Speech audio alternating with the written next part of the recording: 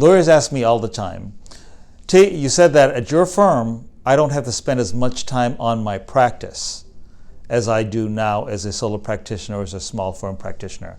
And that even though I'm not spending as much time on my practice, I should be able to make more money. They want to know how. Usually when I try to explain how to them, they have a tough time conceptualizing it until I give them a graphic. So I'm going to attempt to give you a graphic today about how you can actually spend less time on your practice, but yet increase your revenue as a lawyer. Most lawyers deal with time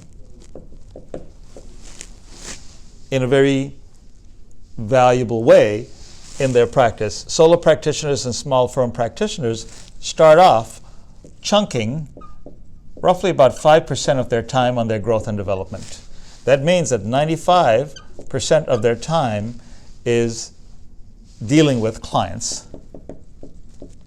Whether they're getting the clients, working for the clients, or dealing with problems with the clients. So in this instance, they're spending 95% of their time working on their practice. That's a lot of time to dedicate to your practice. You should expect really good results. Now, what we have done is that we've changed that a bit. In our practice, you spend roughly around 60% of your time on the client-related stuff. And then you're able to spend approximately 40% of your time on growth and development and self-care. Now, how can we do that? Well, in your practice, you're spending, of this 95% of your time, you are spending roughly about 35 to 45% of your time on administrative matters, on non-client related matters, and other issues that have nothing to do with practicing law and representing the clients, but they're incidental to it. And you're actually spending roughly around 55 to 65% of the time actually on client development, on matter management, and advocacy. And so what you're doing is spending on average 60% of your time practicing anyway. And so what we do is we take this 60% and we give you the opportunity to do that, and the time that you're spending on administrative matters, we eliminate that altogether. So you don't have to do any of those things. And so when you don't have to spend time on administrative matters, then you have 40% of your time that you can recapture, and what you choose to do with that time is up to you.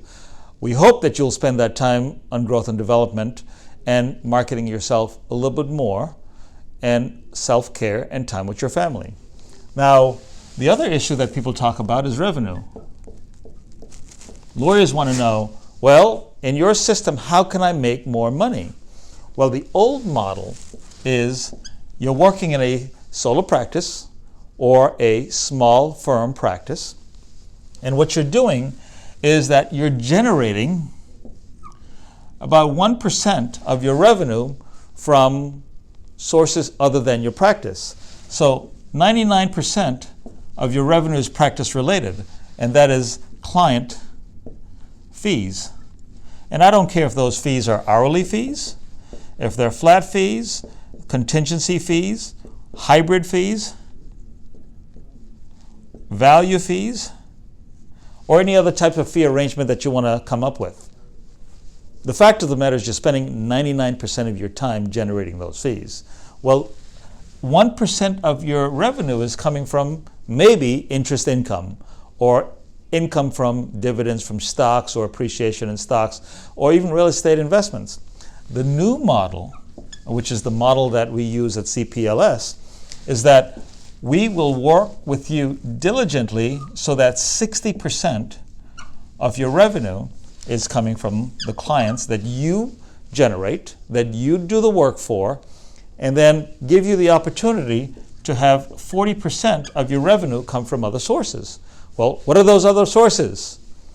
Well, you can divide that pretty easily And that entire 40% can be chopped down into two 20%ers, 20% and 20%. Well, what's the 20% from, the first 20%? The first 20% is from internal referrals. If you're a practitioner practicing in the area of criminal law, you don't have any experience in business law, business litigation, or if you're a criminal law state attorney and you're not practicing federal court, then you obviously get clients who have the needs for other areas of practice and other services. Within our system, you make an internal referral, you get 20% of the fee on that case. You make enough referrals during the year, then 20% of your revenue can come from internal referrals. And then the other 20% can come from collaboration opportunities and from firm referrals and from other opportunities that you have working in a firm setting. And so while you're dedicating in the old model almost 100% of your time towards client development and working in those client matters to earn an income, under the new model, you're spending about 60% of your time doing that, 60% of your revenue is coming from that, and 40% is coming from other sources. What does that mean? That means that what you're doing is you're expanding the pie. And when you expand the pie, you take home more money.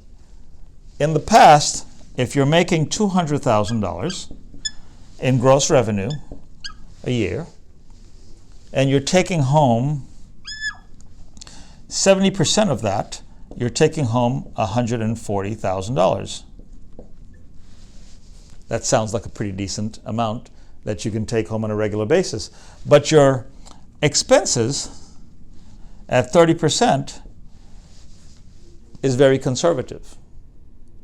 If your expenses fluctuate and it increases, the amount of your net take-home pay decreases. But when you expand the pie and you bring in these other revenue sources, all of a sudden that $200,000 increases. And for argument's sake, if that comes up to $300,000, even if you take home just 60% of that, then you're taking home $180,000. That's a $40,000 difference.